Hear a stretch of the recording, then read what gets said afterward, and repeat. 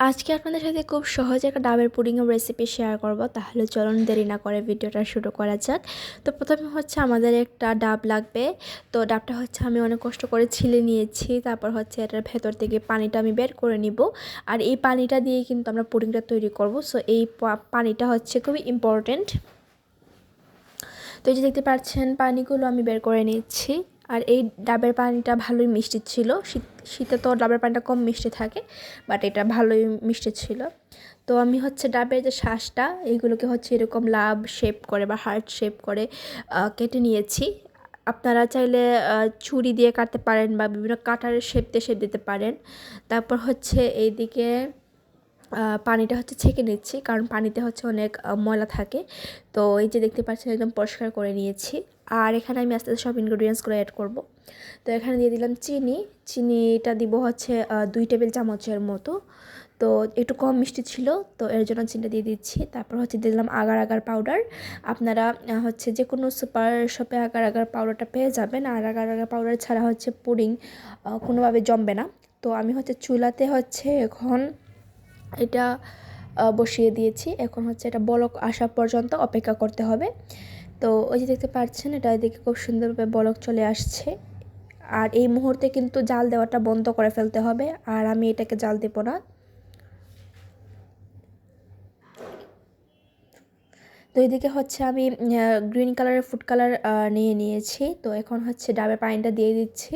আর এখানে হচ্ছে রেড কালারের যে ফুড কালারটা, তো এইটা হচ্ছে এখানে দিয়ে দিচ্ছি। আর এটা আমি হোয়াইট করব। সো 3 কালারের করব আর কি। তো এই যে দেখতে পাচ্ছেন এখন ডাবের যে কেটে রাখা শ্বাসগুলো হার্ট শেপে কেটে রেখেছিলাম, এগুলো হচ্ছে সুন্দরভাবে এটাকে দিয়ে দিব। এই যে দেখতে পাচ্ছেন সবগুলোতেই সমানভাবে দিয়ে দিতে হবে। আর এগুলো যেন সব দিকে ছড়িয়ে ছিটিয়ে থাকে, এটা একটু খেয়াল রাখবেন, না হলে এক জায়গায় এসে সবগুলো জমা হয়ে থাকবে। তো এই যে আমার দেওয়া শেষ। আর এগুলো হচ্ছে এখন আমি নর্মাল ফ্রিজে রেখে দিব। আমি হচ্ছে সারা রাত রেখে দিয়েছিলাম, আপনারা চাইলে 1 ঘন্টা 2 ঘন্টা রাখলে হয়ে যাবে। তো এই যে দেখতে পাচ্ছেন এটা হচ্ছে পরের দিন আমি এটা আনমোল করব। তো এই যে দেখতে পাচ্ছেন আমার পুডিংটা জমে গিয়েছে, আমি হাত দিয়ে দেখিয়ে দিচ্ছি। এই যে দেখতে পাচ্ছেন। আর এটা খেতে কিন্তু খুবই মজা লাগে, কারণ ডাব থাকে তো। আর ডাবটা যাদের অনেক ফেভারিট তাদের কাছে এটা অনেক বেশি ভালো লাগে। তো এই যে দেখতে পাচ্ছেন এখন এটা হচ্ছে কেটে নিচ্ছি। আর যে দেখতেও কিন্তু খুবই সুন্দর লাগতেছিল। তো আপনাদের কাছে কেমন লাগলো আমাকে কমেন্টে জানাবেন। আর এত সহজ একটা ডেজার্ট রেসিপি আপনাদের সাথে শেয়ার করলাম। তো আপনারা হচ্ছে আমাকে অবশ্যই থ্যাঙ্কস দিয়ে যাবেন। আর বাসায় অবশ্যই রেসিপিটা একবার হলে ট্রাই করবেন, ট্রাস্ট মি ফ্যান হয়ে যাবেন রেসিপিটার। তো এই যে দেখতে পাচ্ছেন। আর আমাদের বাসায় সবাই তো অনেক পছন্দ করে এই ডাবের পুডিংটা। আমি হচ্ছে সবগুলো কালার কেটে রেখে দিচ্ছি। এটা হচ্ছে নর্মাল ফ্রিজেও রেখে দেওয়া যায়। তো আপনার যদি বেশি হয় তাহলে নর্মাল ফ্রিজে রেখে দিবেন।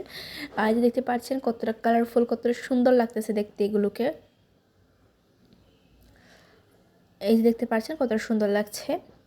তো আজকের মতো এখানেই রাখছি। আশা করি ভিডিওটা ভালো লেগেছে। সবাই সুস্থ থাকবেন, সুন্দর থাকবেন। আল্লাহ হাফেজ সবাইকে। আসসালামু আলাইকুম।